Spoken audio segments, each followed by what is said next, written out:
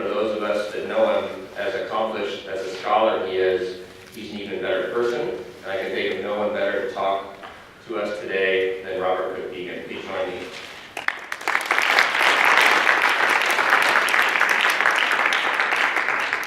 I want to make sure the microphone's on. Is it on the back? Thank you. So it's an incredible pleasure to be here at Hopkins, and one of the foremost bioethics centers on the planet. And before I get started, I did want to explain a little bit. I don't know if you're distracted, but I'm distracted because my face. I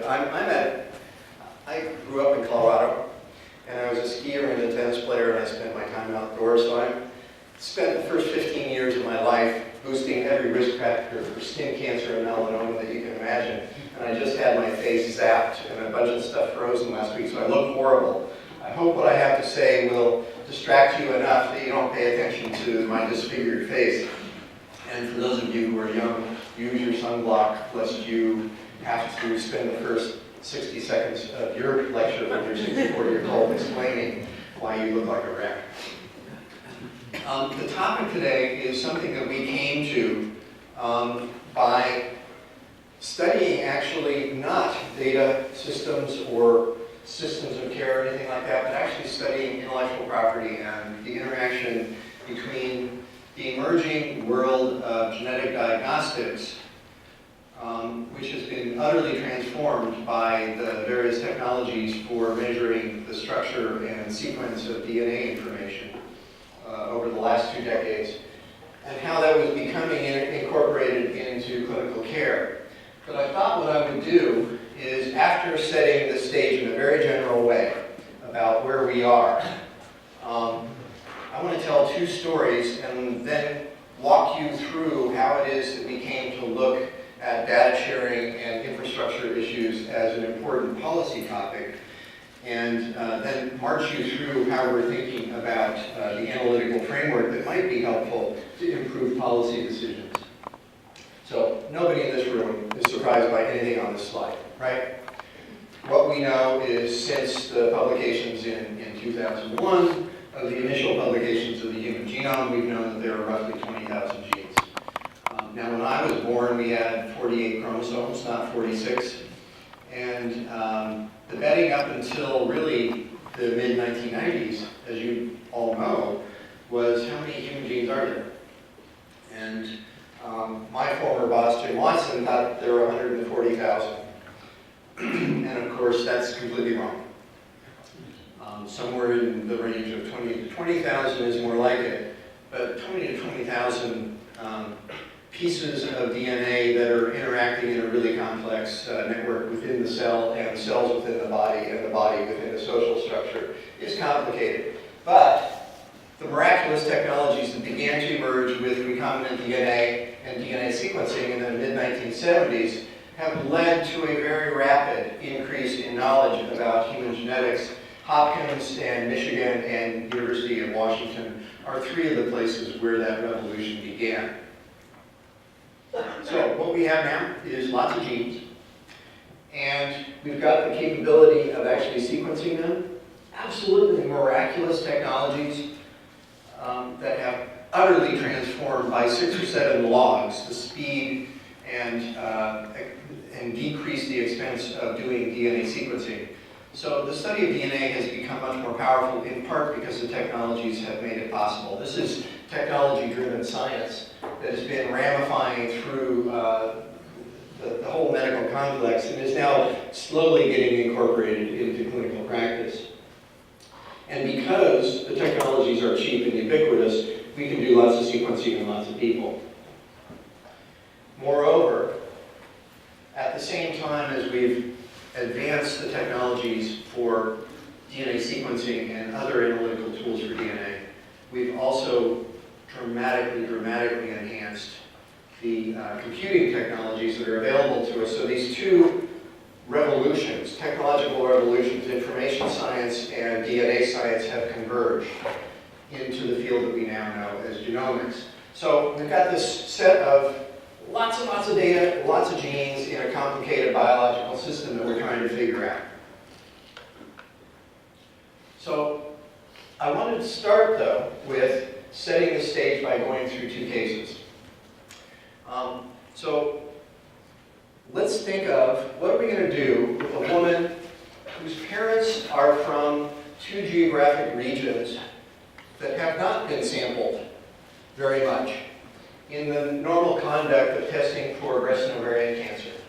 So BRCA1 and BRCA2 were discovered in 1990, or at least the first linkage was done for BRCA1 in 1990. And then the genes themselves were characterized, cloned, and sequenced in 1994 and 1995. So we've had, and clinical testing began in 1996 at the commercial level for BRCA1 and BRCA2. So we have 2 decades of information flowing into databases about mutations in these 2 genes that are among the most heavily studied genes in the human genome. CF, Huntington's disease, a few other diseases, a few other genes have also been heavily studied. But BRCA1 and 2 and BRCA2 are probably the most heavily clinically tested genes in the human genome. And yet, to this day, we're discovering new mutations every week. The largest public database, I'll show a slide later, the largest public database has shown that there are 18,000 mutations, variations in the BRCA1 and 2 genes that have been pumped into public databases.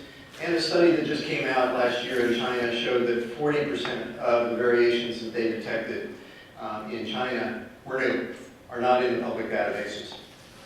So even after 2 decades of extensive testing, we're discovering new variations that we need to be able to interpret. And that's actually a challenge in populations that have not been sampled extensively, because founder effects are different in different populations, particularly for a gene of a late onset disorder that doesn't actually kill you before reproductive age. So the population genetics of BRCA1 and BRCA2 are quite distinctive, complicated, and we need a lot of information. Moreover, that information there's too much of it for any one institution to ever be able to expect to collect it all. And the closest we're probably ever going to approach that is the situation that we had from 1996 until 2013, when Myriad Genetics had the commercial service monopoly on BRCA1 and 2 testing in the United States. They did not have that monopoly any place outside the United States. They've done something on the order of 2 million tests. So the variations that they detected at Myriad have gone into their database, and they do have 2 million tests that have been done and have pooled information into their database. Now, is that complete? Absolutely not. Think about it. That's US-based, so it's not going to capture the variations that are most common in Asian populations, African populations, Latin American populations, and yet we know there are founder mutations in Iceland, in Mexico, in parts of Africa. It's going to take a lot of work sharing data across institutions over a long period of time to be able to interpret situations like this case study that I've shown. So that's BRCA1. And I had this rather dramatic sounding topic, which is when data silos kill. Well, here's a case example of how that happened. This is a case that's actually being litigated right now in the state of, well, it's actually a federal court now in the state of South Carolina. We're awaiting a hearing of the South Carolina Supreme Court in about a month and a half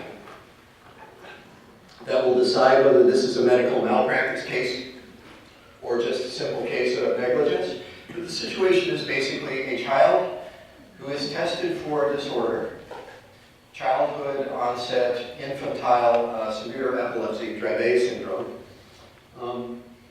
A mutation was detected, and it was reported as a variant of unknown significance to a physician who kind of missed it and did not follow up on it, did not do the parental testing that was suggested.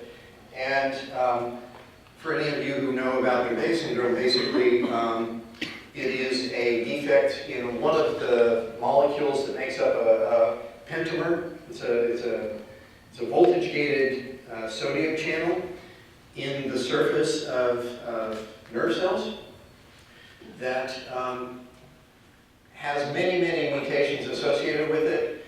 And when the neurons that are affected by this, interneurons in the brain, don't function properly, you get severe epilepsy that begins in the first couple of years of life. In the case of Christian Miller, this 2-year-old child, the mutation was detected, but it was not interpreted as Dravet syndrome. And the standard treatment for epileptics is, epilepsy of childhood, is actually molecules that block the effect of sodium channels. That's the exact wrong treatment. It's the flip side of treatment for Dravet's. And he actually, his symptoms got worse and worse. He was playing opening presents the day before he died, but he died in status epilepticus in January of 2008. So why is this a case? The situation, why is this a case? What's this got to do with data sharing?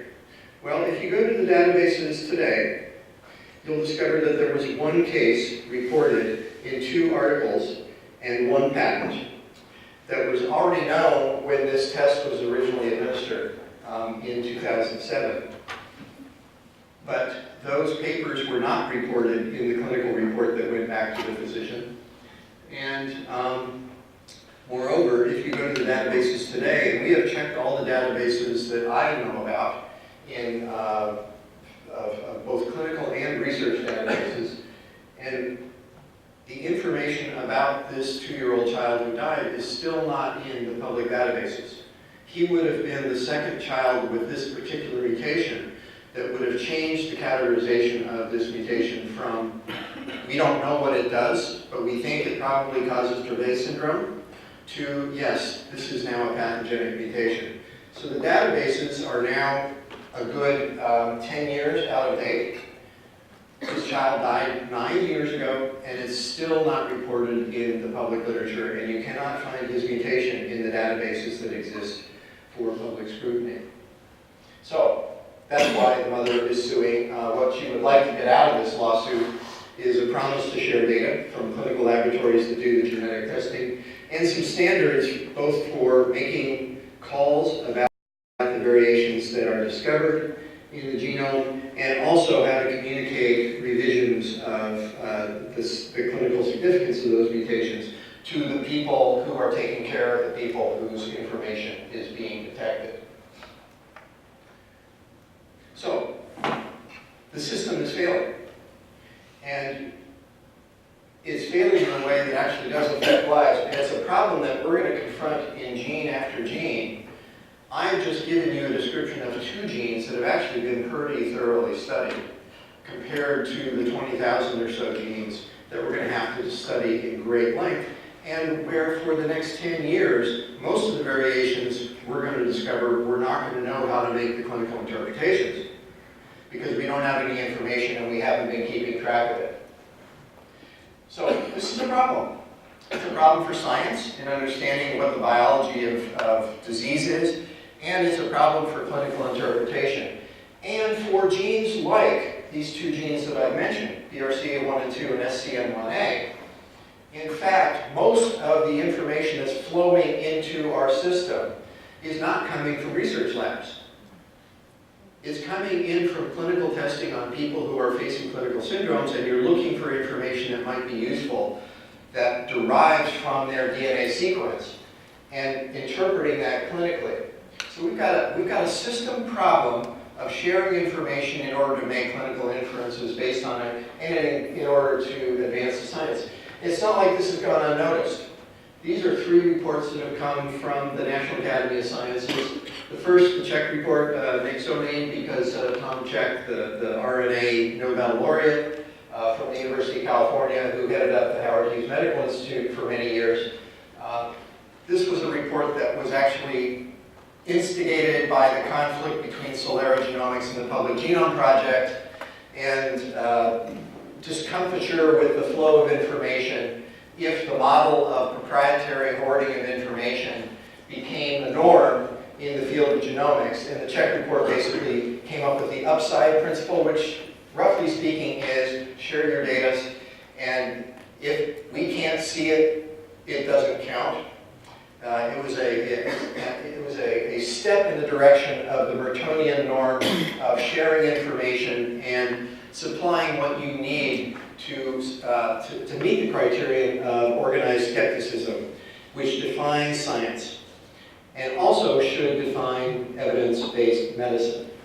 So the Czech report came out right after the Genome Project was completed, and then probably everybody in this room has at least alluded to, maybe even read the Precision Medicine report that came out of the National Research Council in 2011.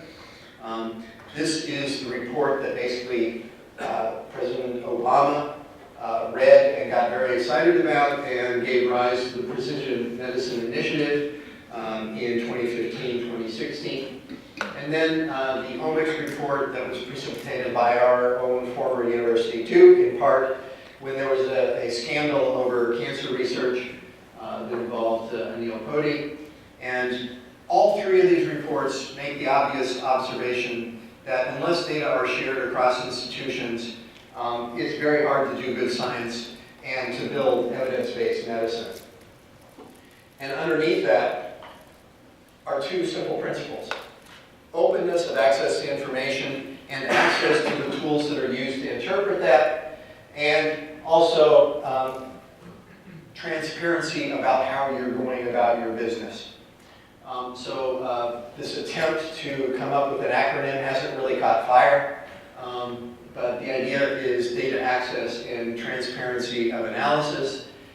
And just to focus a bit on the access part, I've stressed the need for other scientists to be able to see data and for clinicians to independently verify the clinical interpretation of data.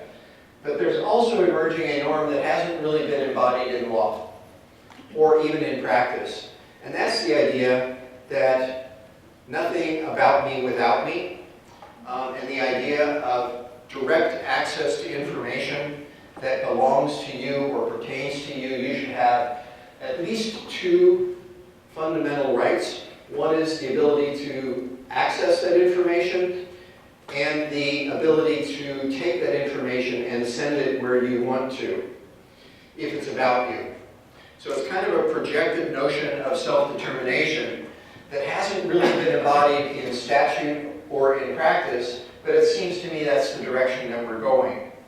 And it frames the analysis of what I'm going to be talking about for the rest of this talk.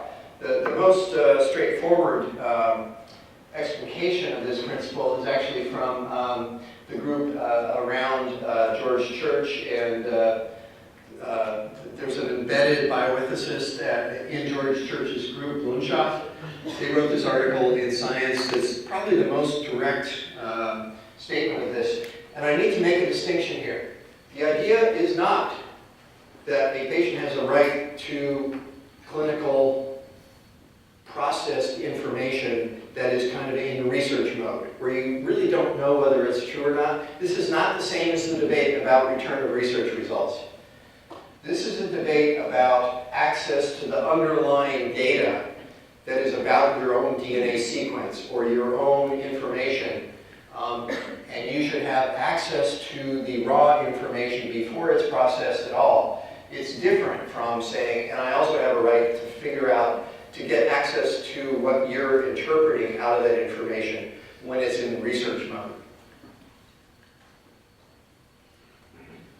So what we've got is a problem where we've got lots of sources of information, and we need a commons. We need a way of sharing that, pooling that information, so that lots of eyes can see it and do their work with it. And it turns out that we actually have some conceptual tools that are quite helpful for thinking about how do you go about that.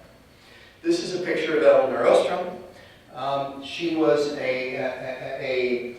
she wasn't really an economist. She was more of a social science theorist who moved back and forth between basic theory and direct empirical observation.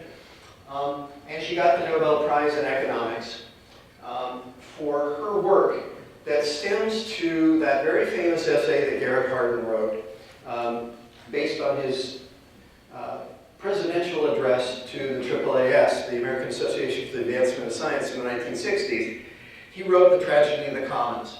What's the tragedy of the commons? The example that he used in his essay is actually drawn from the 1600s in Scotland. When you have public community land that is shared, and you have 2 or 3 shepherds or goat herds or whatever who are allowing their livestock to graze on that land. And if you have 2 such people, each one of them has an incentive to let their sheep or their goats graze as much as possible, get as big and fat, and sell them for as high a price as they can. But it's on public land, it's on the commons. And the problem that Garrett Hardin noticed and highlighted is an old problem that we would now frame in game theoretic terms.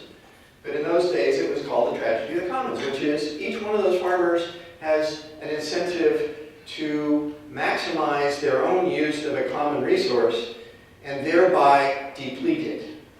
Because if all the players allow their livestock to eat as much as they want, actually you're going to eat all the grass, it's going to erode away, and suddenly there is no commons anymore, and all of the animals are going to starve. So how do you solve that problem? Garrett Hardin called this the tragedy of the commons, and he saw 2 solutions to it. One, government owns it. Government steps in and fixes the problem. Sets up rules, sets up a bureaucracy that says this is how we're going to govern the commons.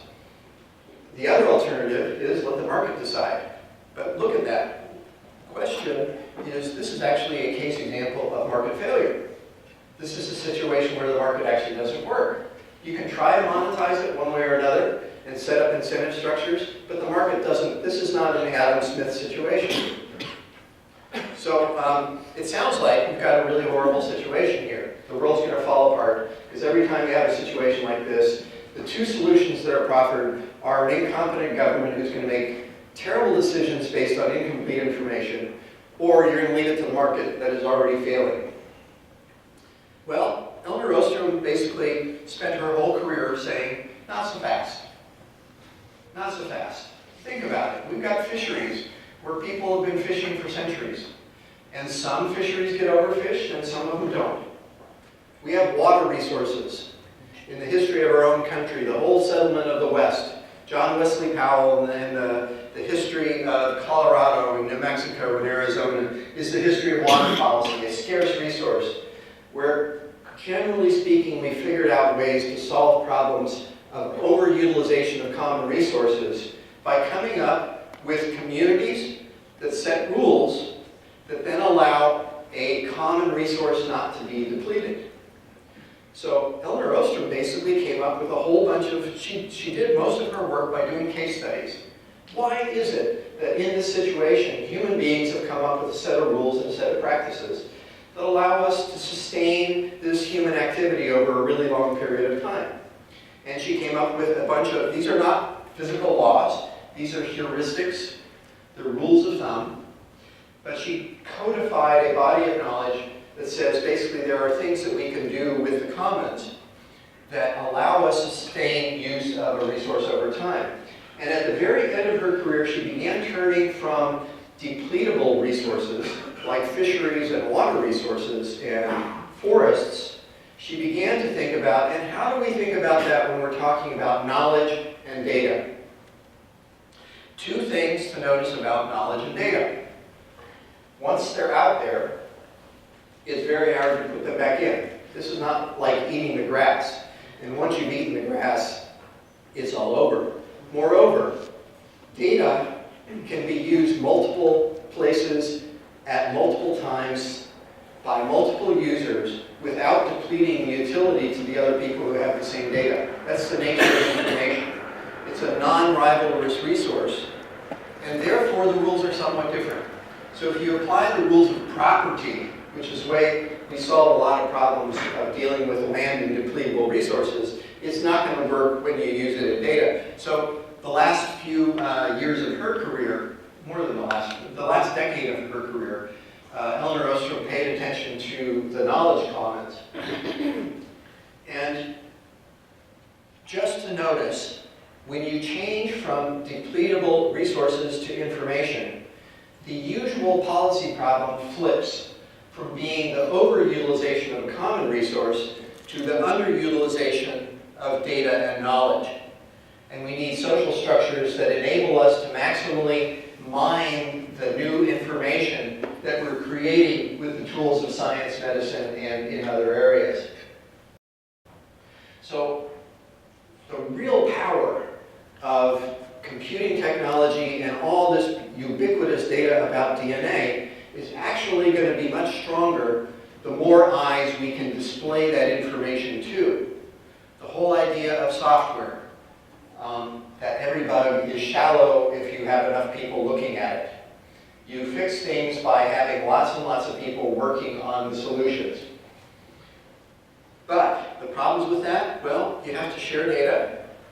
People have to feel that it's safe to share data, and their privacy and confidentiality will be protected, and you need to cross national borders.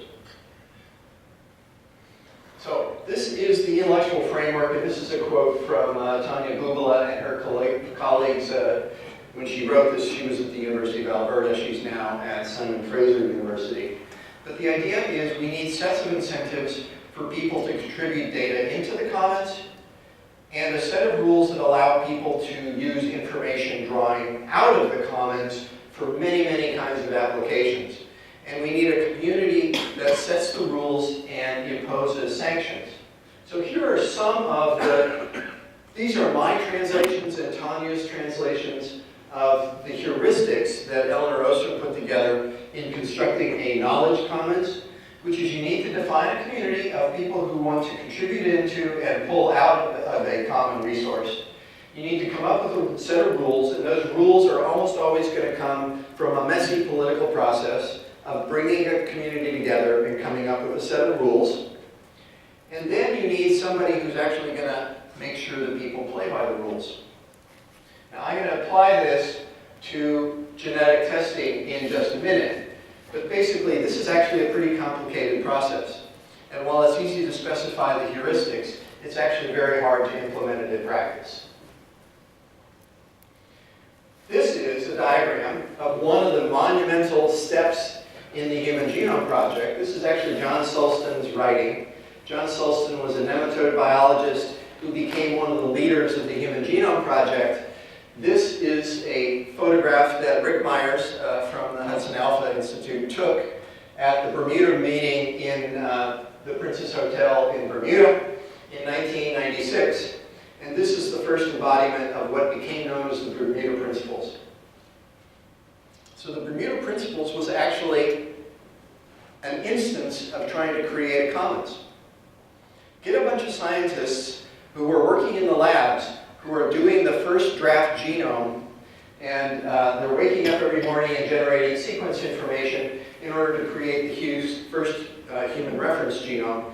This is 1996 is when the shift was going from mapping the human genome to high throughput sequencing. There were new sequencing machines that were just coming online, and the Genome Project was just lifting off the runway.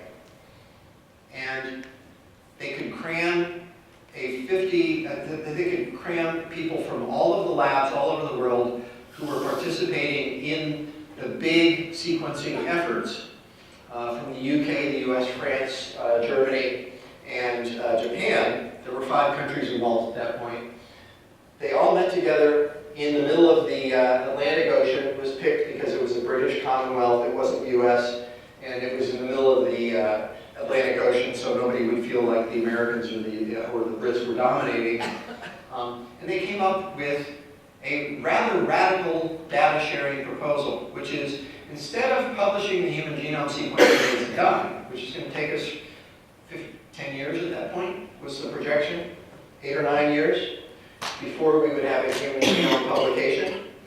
Let's publish the data, let's make it available to people to use as we're doing the science. So way, way, way before publication. In fact, they decided we're going to post the data at the end of every day as long as it's a contiguous sequence longer than 1,000 base pairs. So this was a step towards the community here is high throughput sequencing, thinking about a broader community of scientists who would use the data. So that's the community. was you post your data every night. So why do they do this? Well, think about it. One is the spiritual, yes, we're going to share data, and yes, we love Robert Merton. But no, actually what they were trying to do was actually solve some practical problems. Because you had people from all over the world saying, I'm going to do sequencing of this part of this chromosome. But you have people who actually don't trust each other. I mean, they kind of trust each other, they're colleagues, but they're also competitive. And people are claiming, yeah, we're going to be able to sequence this part of the genome, but you aren't sure that that person's going to do a good job. How are you going to know the accuracy of their sequence and whether they're actually getting it done? Well, the solution is obviously expose your data. Let us all look at it, and then we'll know if you can actually sequence that part of the genome. So it's a very pragmatic step to manage the coordination of the sequencing of the human genome as it was going into hyperdrive to get the genome done. It was a very practical step that happened to also have this overlay of kind of spiritual open science commitments. So these are the rules that emerged. The main funder of this, in fact, the main organization of this came from Michael Morgan at the Wellcome Trust, in close collaboration with the Department of Energy and the National Institutes of Health. I won't go into all the details about the ins and outs of it, but in fact it was not at all inevitable. It came out as kind of a consensus statement, but in fact it took 2 or 3 years for it to be embodied in policy. And the reason that it worked is because the Wellcome Trust and the National Institutes of Health and the Department of Energy paid for 90% of the genome sequencing. And those 3 funders were the gorillas in the room who could set the rules. So that's the other part of the Eleanor Ostrom thing. You have a group that can set rules and actually impose them and impose sanctions. In this case, the only sanction you needed was to say, gosh, if you don't play by our rules, you don't get to play as part of the sequencing consortium. And it was one of the most conspicuous and prestigious projects in science policy of its day. So that was enough of a threat to get Germany and Japan to actually change policies to enable daily sharing of data. So we have at the top of this list the Bermuda Principles of daily data sharing, but it turns out when you're dealing with data about human beings, and even if you're dealing with science communities that don't have the wherewithal and the scale of human genetics, it's not quite fair to impose rules of daily data sharing. So the Bermuda Principles have been modified to allow periods of embargo and to respect the rights and interests of people who produce the data in the first place. They've been modified sequentially in a lot of commons exercises over the years. I won't go into the details, but the point is we start with an open science aspiration, and then we impose limited ways to constrain that aspiration that react to the very detailed communities, the nuances of the communities that need to be using the data. So we have lots of examples of that. So now let's move back now to ubiquitous sequencing for clinical and scientific purposes in the current era. What are the problems that we've got that are different from what those 50 people in the Princess Hotel in Bermuda were thinking about? Well, one, there were only 5 countries, and eventually in 1999 China joined as the 6th company that contributed to the Human Genome Reference Sequence. Well, good Lord, we've got sequencing going on all over the planet, and you have drives that can fit into the side of a laptop that are doing DNA sequencing in a throughput that was utterly unimaginable even 10 years ago. It's going on all over the world. We don't have a tight community like we had with 50 people in a room. The type of data isn't just DNA sequencing data. To make meaning of this, think about it. To do clinical inferences about epilepsy or breast cancer, you need to follow many people over many years and find out what actually happened to them. And if you really want to do good science, you're going to need to know, where did they live? What were they exposed to? What was their family history? You're going to have to incorporate all these different kinds of data into a data pool, and it's not going to be in one database. It's going to be all over. It's going to be in all sorts of databases, some of them clinical, some of them scientific, and some of them actually coming from the Census Bureau or from EPA. So, and we need to have linkage among those, and one of the other things that has really changed a lot, even since 1996, is the amount of private money and the complicated, diverse business strategies that have come to be associated with biotechnology in general, but genomics in particular. So this is where we go into intellectual property, and I'll shift gears in just a minute, but this is just to highlight that in Bermuda, actually there were 50 people in 5 countries, and now it's a whole lot more complicated.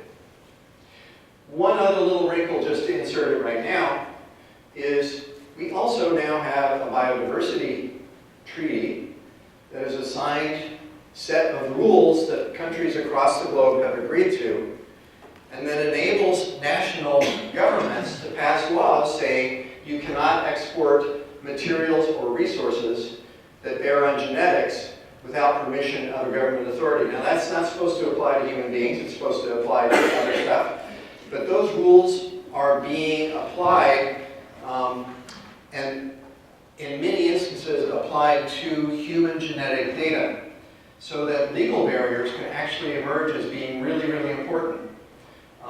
Also, in some countries, there's a rule that you can't give any information back to participants in research or even in clinical care unless you are packaging that information you're giving back with genetic counseling. And if you have that rule and you don't have genetic counselors, you've got an informational bottleneck. So, really complicated set of rules and even laws that can get in the way of flow of genomic information. And most of those laws have been put in place for very good reasons. One set of reasons is about biocolonialism, which is OECD countries yet again extracting one more resource from the poor parts of the world, and the poor parts of the world are kind of tired of that. And they're trying to impose rules to do to OECD countries now what the US did to Europe a century ago, which is try to leapfrog and develop technical capacities to exceed the growth rate of developed countries. And data and genetic resources are seen as valuable. So there's that line of research. And then there are the protections of privacy and confidentiality when it comes to human data that are part of this set of rules that cause eddy currents in the flow of information into a genomic commons. These are examples of the data that I've already mentioned. And just to give you an example, so let me go back to that SCN1A example, that gene that we went into. If you ask for access to the underlying information, what do you mean? And let's just take a simple thing like DNA sequence. It's probably the simplest kind of information that we have. It's just a string of H's, G's, T's, and C's and putting them in the right order, and then having that order of sequence into a map that you can actually interpret. But think about it, you've got the raw sequence reads, you've got the assembled sequence that you put into a computer and says, oh, this piece of sequence belongs to a much longer sequence that we can piece together in the computer. And then you have to say, and in this particular individual, that sequence differs from the reference sequence at this position and that position, the variant calls. And then you have to make the clinical inferences about what those variations mean. So you've got 4 layers of information, even if the only thing you're talking about is DNA sequence information. And we have to integrate that sequence information with all sorts of information that is flowing in from animal models, human disease biology, and computational methods of trying to figure out splice junctions and open exons and make predictions about what the meaning of this or that variant is clinically or scientifically. So, and I've already alluded to this, but we have this layer of technical overcome to make sense of genomic information. And then we come up against the fact that the data that we're dealing with, that we care a lot about in the clinical context, is data that pertains to individual people. And therefore, we have very important and real interest in protecting privacy and confidentiality. So you can't be posting under the Bermuda rules if you're doing human DNA sequencing. You just cannot do it. So the Bermuda principles are going to have to be adapted if we want to create a commons that includes data that can be linked to an individual human being. And yet, the central intuition, and one of the most appealing pieces of that 2011 report from the National Research Council about precision medicine, is that in the long run, we need a system that enables us to link individuals to the information about them. And if you ever break that link, you're really demeaning and degrading the value of the underlying information. So we need a system that enables us to keep going back to individuals, and the orientation of the data have to center on individuals. It's a central concept in that report, and it's what the precision medicine movement is all about.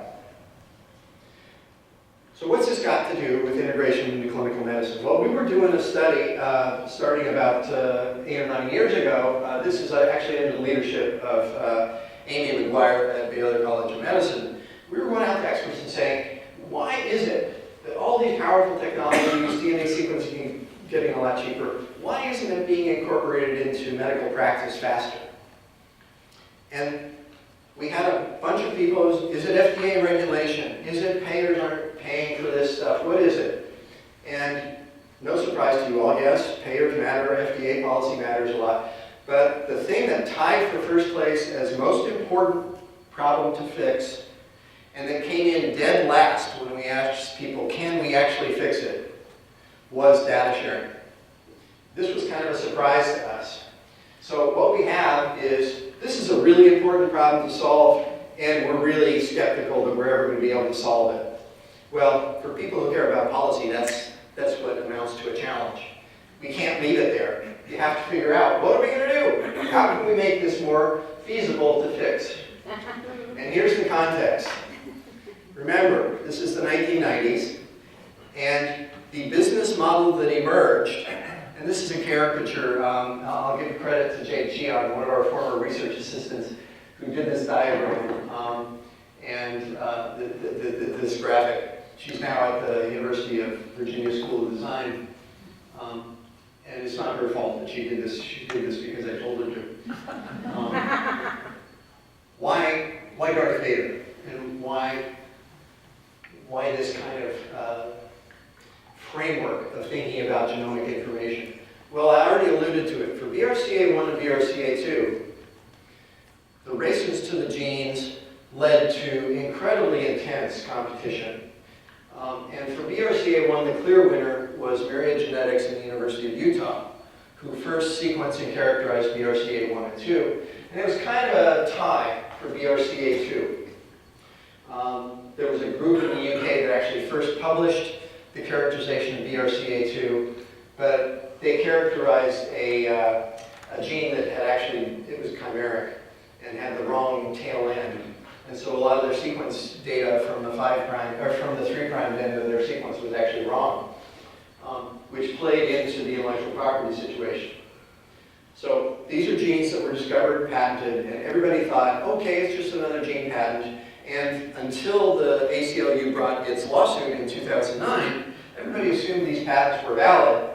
In 2004, so 6 to 8 years after the beginning of clinical testing, Myriad stopped depositing its data in public databases.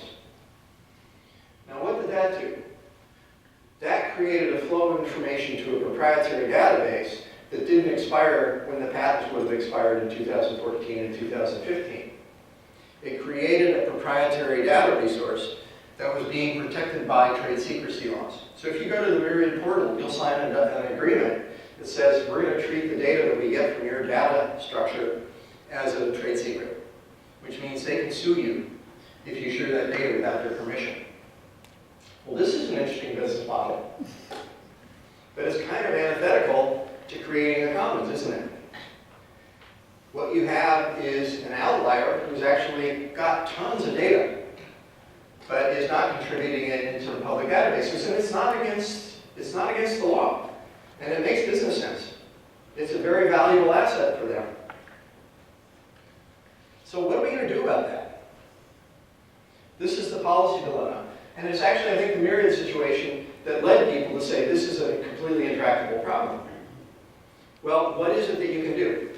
The one thing that you can do in the policy environment that doesn't involve killing people or suing them or whatever is actually, let's build up the resources that are necessary to have a robust public commons. And if you've created those sources, then every private player is either going to have to maintain and pay to maintain their own database, or isn't it going to be just cheaper to send the data off to public databases, let them pay to maintain it and curate it, and that will be the rule of the game. Everybody will have an incentive to play by the rules. We will have established a commons that operates in the long term. So what we have in the situation with human genetics, and I think we're not going to see another instance of a patent-based monopoly because of the Supreme Court decision in June of 2013. But we are going to have a lot of little eddy currents, and we're going to have a lot of commercial models that don't depend on data sharing. And we're also going to have probably a set of public resources that are in essence cooperating and competing with those private resources. And just to give you an example of what's going on with BRCA1 and BRCA2, I mentioned there are in theory 60,000 variants at least that will be discovered in these two genes. This is an example of, this shows you the major databases that exist that are in the public, so we don't know what Myriad's data are. But these are the major databases that exist, and what you'll see is the big blobs where there's only one database that has those data. What this means is each one of those databases has data that is not found in the other databases, and the only way that we're going to be able to make clinical information available is to draw on all of them and have a system that pools these data and allows us to make inferences from them. So, I'm going to end with a ray of hope. We can construct a commons, and the way that's going to probably look is, and this is the example of what's happening around BRCA1 and 2, is you have all sorts of organizations that are coalescing and trying to build the public resources that will allow us to reliably and safely share data about BRCA1 and BRCA2 genes and put them into public databases. And the goals are really that simple. Put the data into public databases, curate them, and then create gateways for other people to use them. And that includes the scientific community and the clinical community. And the hope is, if we can do that for BRCA1 and BRCA2, and if resources like CFTR2 here at Hopkins can do the same thing for the set of genes that are relevant to people with cystic fibrosis, if we start building these commons, maybe they will morph into a global genomic commons that we can all use and benefit from. This is my last slide, and it's another point to the fact this actually isn't a hopeless problem. We have all sorts of levers, most of which have not been pulled. Think about the people who are playing in this game and the organizations that are playing this game that could actually do something to ensure that we have data sharing. One is the Aetnas and United Healthcares and Medicare and Medicaid programs could say, we're not going to pay you for a result that comes out of your lab unless you share data with public databases. Why? Because how do we know if your clinical inferences are valid unless we can test them and verify them? That requires clinical grade databases, and you can't tell us that you got a proprietary database that solves that problem. We're not going to pay you for your test unless you share your data. Aetna has actually said they're going to do this on kind of a rolling basis. Accreditors, things like the College of American Pathologists would say, you're not performing according to standards of laboratories unless you share data with public databases, and we can actually verify that the calls you're making are accurate. Publishers can do the same thing. This is what we did with DNA sequencing data and structural data about proteins, is to say, you don't get published unless you deposit your data and it can be scientifically verified. And the Food and Drug Administration is working slowly towards developing criteria for data sharing. And they did this white paper before the Trump election. They've stepped back a little bit about regulation of laboratory developed tests, but now they seem to be moving forward again rapidly. And finally, you have professional norms. So the American Medical Association has basically said it's not ethical to hoard your data as a trade secret if it's the sort of data that's arising from genetic testing like BRCA1 and BRCA2. Bob Nussbaum, now at Invitae, was very much behind that. So this is not a problem that we can't solve. This is a problem that we can solve if we put our mind to it and come up with creative ways to set up incentives for data sharing. And that's what this project that we're working on now. We're doing a case study on BRCA data sharing and trying to figure out how to make the system work in hopes that this is not where we will land. Thank you. Thanks,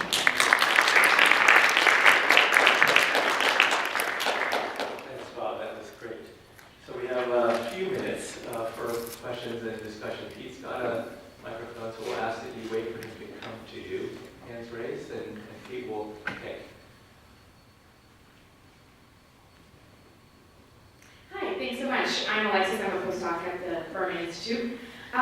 You mentioned the diversity of business strategies in biotech generally and in genomics in particular, and I wondered if you meant that there's a broader diversity than in other sectors, and if that's something you could speak to, or if that's kind of a field of what you're doing. I think there's a broader diversity than there was in the early 1980s when the only technology that was out there was really recombinant DNA. So within biotech, it's become way, way more diverse. And frankly, even by the year 2000, there was more private money going into genomics than there was public money. So I think genomics is an unusual field. I don't think it's completely an outlier, but genomics is one of those places where it was obvious from the get-go that data were going to be valuable, and people were trying to figure out how are we going to have a business strategy that allows us to make lots of money. And some of those strategies involve secrecy, and some of them involve open science. So you have business models on both sides, but they aren't weighted equally. So I don't know if that answers your question. There was another one over here. I'm Govik Prasad. I'm an assistant professor at the BI, and I was really interested in your discussion of the fundamental right to information about yourself and the distinction you drew between that and right to return results, as well as the interplay between that right and the financial interests of testing or other providers. So the two issues that I can imagine coming up are, one, I see the reason for distinguishing the return of processed results from raw data, but first, whether there are circumstances, you just heard this in your discussion of counseling, where even return of raw data, there could be good reasons not to do that. And the other is whether the right would be understood as a waivable right. So could I contract, because if the company can contract with me to waive my right, then you could end up getting this trade secret problem again. So I'm curious about how categorical the right is and whether it's waivable. Yeah, what a great question. So I don't think it's going to be simple. And what I mean to say when I say I think we don't have a right, right? If we had a right, it would be like written someplace, right? And we don't. What I'm projecting is that I think that's where we're going to land. And what's the evidence for that? Let's think about clinical genetic testing. Up until October of 2014, basically CLIA labs had an exemption from having to share data. But those rules changed in October of 2014, and now if you want information from a clinical data set in the form that you want it, you're supposed to be able to get your record set.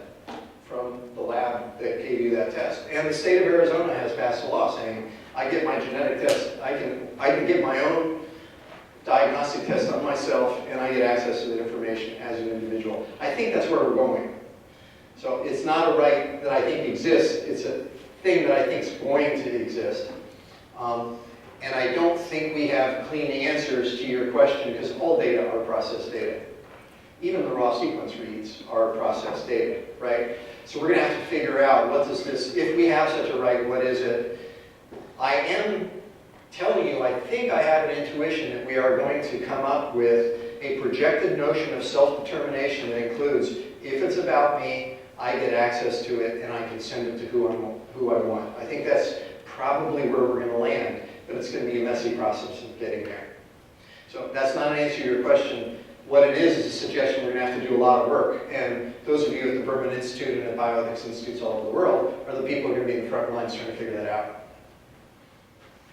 Yep, time for one One more, more? so it looks like Angie. Hi, Angie Boyce, postdoc at the Berman Institute. To see your meetings before, it was wonderful to hear your talk. I was wondering if you could just spend a little time zooming in on clinical laboratories and what policy leaders might work better for them. It just, from your list, it strikes me that they would likely be more motivated by payers and accreditation rather than any kind of, they don't seem to me to be sort of research-producing entities, but maybe I'm wrong. Can you say more about that? So I think the clinical laboratories are going to be one of the most interesting spaces to watch at several layers. One is what's happened, I think, in the last decade. So going back to the Christian Miller case, for example. While that case has been progressing, and in the decade in between, places like the Association for Molecular Pathology and the American College of Genomics and Medical Genetics have been trying to come up with standards. What do we know is true? And what are we going to do about that? And when it comes to making the clinical calls, it's getting much more systematic. We've got all these intricate rules about how you make the call and all that. That's, I think, what happens when you have a commons, because you have lots of players who have to play by some rules, and you have to develop what those rules are. So in the technical domain, I think we're making progress on figuring out what to do. There is still a huge problem, and it directly affects the clinical labs. The case that's in the South Carolina Supreme Court is a laboratory a licensed health practitioner or not? Is this a medical malpractice or is this a negligence case? And it matters big time legally, because if it's medical malpractice, the suit gets thrown out because it's past the statute of limitations and the statute of repose. So, but if it's simple negligence, well, then it's going to go forward. So for labs, that's actually a big deal. Are they liable or aren't they liable, and under what standard? So in a legal sense, that's important. The other huge unresolved problem at the level of the clinical lab is, what are they responsible for? Are they responsible for detecting the mutation and that's it, and then it's the health professional's responsibility to interpret it? Or are they taking on some of the responsibility for the interpretation that's handed off to a clinical professional, and it's a shared liability? How's that going to play out? And what are the standards for communicating that? Because one of the worst parts of our system is that last mile from the clinician or the person who's got direct contact with a patient or a family to the actual people who are in that family. And there, the standards are really loosey-goosey even now. We're getting much better about making the calls. We're not so good about figuring out what should the rules be when we change a classification, or if we've discovered something that we really don't know how to interpret. How much do we tell people, and when, and who's responsible for monitoring that and giving updates? What are the rules there? We don't have standards there. So I think that's an area where the clinical labs are going to be in the crosshairs for the foreseeable future. Tough space. Great. Thank you. Thank you, Bob. Thank you all for coming.